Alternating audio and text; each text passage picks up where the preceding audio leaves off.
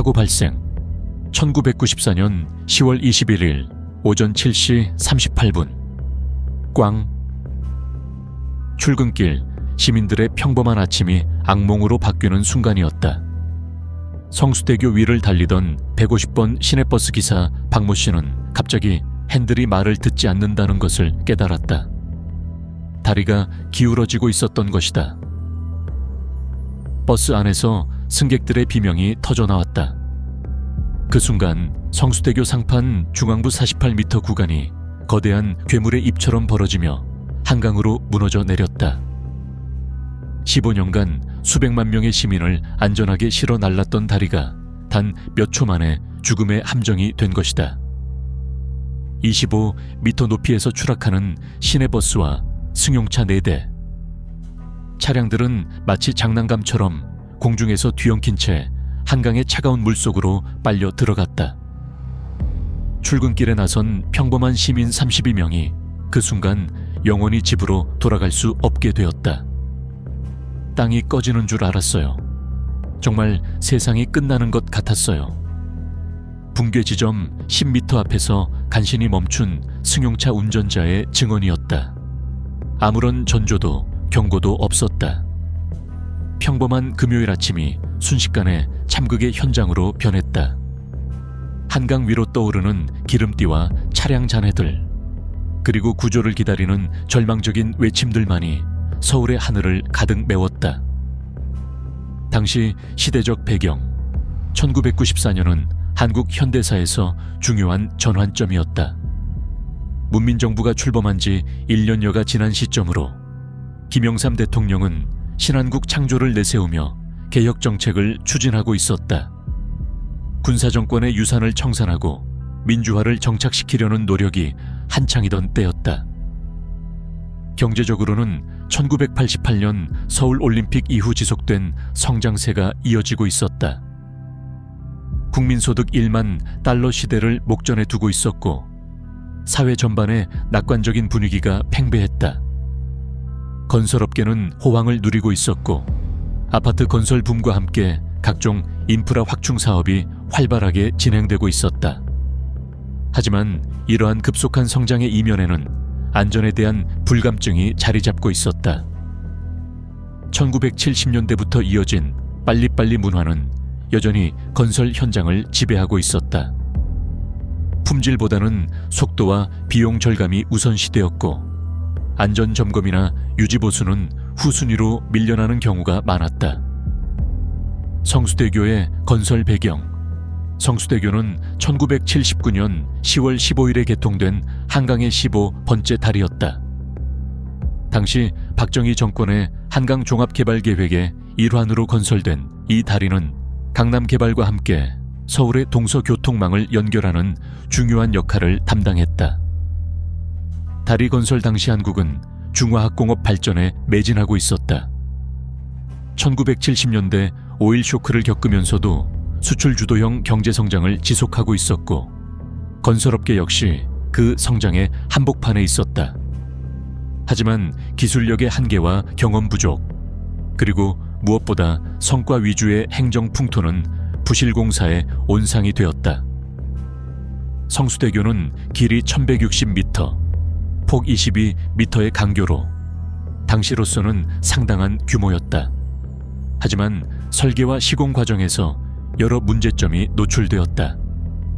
특히 용접 부실과 재료의 품질 문제, 부족한 안전점검 등은 훗날 붕괴의 직접적인 원인이 되었다. 사고 원인 조사. 사고 직후 정부는 즉시 사고 수습본부를 설치하고 원인 규명에 나섰다. 국정감사와 검찰 수사, 그리고 각종 전문기관의 기술적 조사가 동시에 진행되었다. 조사 결과 밝혀진 붕괴 원인은 복합적이었다.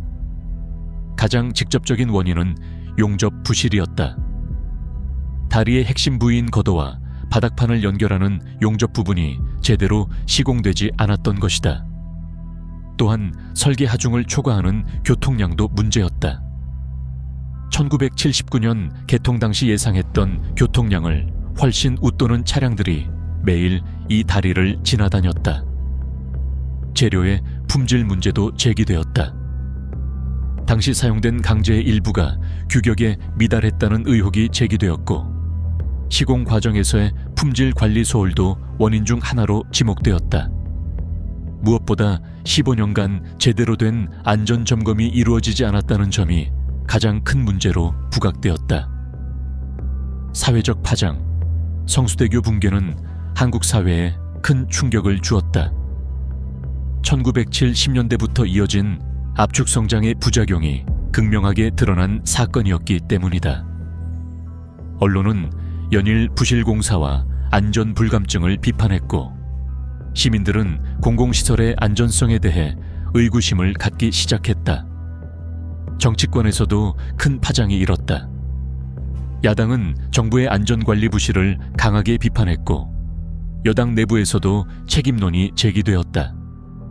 김영삼 대통령은 사고 직후 현장을 방문해 철저한 수사와 재발 방지를 약속했지만 정부에 대한 신뢰는 크게 흔들렸다.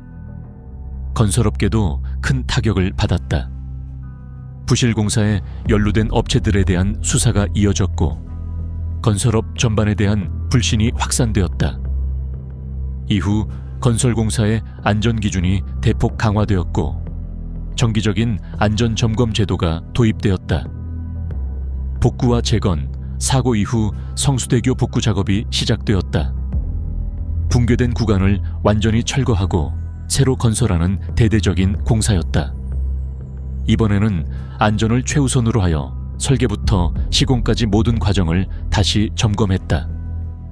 복구 공사는 1997년 7월에 완료되었다. 새로 건설된 성수대교는 기존보다 훨씬 강화된 안전 기준을 적용했고 정기적인 안전 점검 시스템도 구축했다. 하지만 시민들의 불안감은 쉽게 가시지 않았다. 많은 사람들이 복구된 다리를 이용하기를 꺼려했고 대신 다른 다리를 이용하는 경우가 많았다. 교훈과 변화, 성수대교 붕괴 사고는 한국 사회에 큰 변화를 가져왔다. 무엇보다 안전에 대한 인식이 크게 바뀌었다.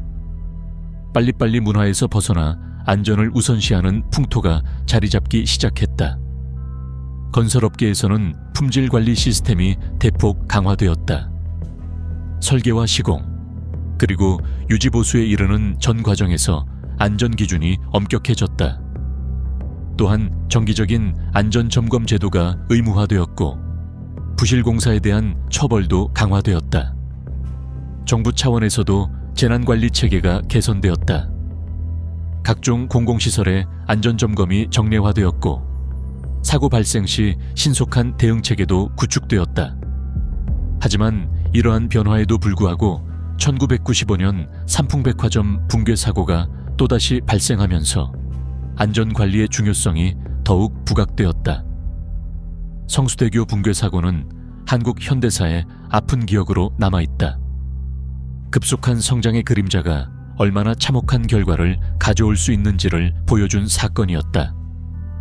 하지만 동시에 이 사고를 통해 우리 사회가 안전의 중요성을 깨닫고 더 나은 방향으로 나아갈 수 있는 계기가 되었다는 점에서 그 의미를 찾을 수 있다.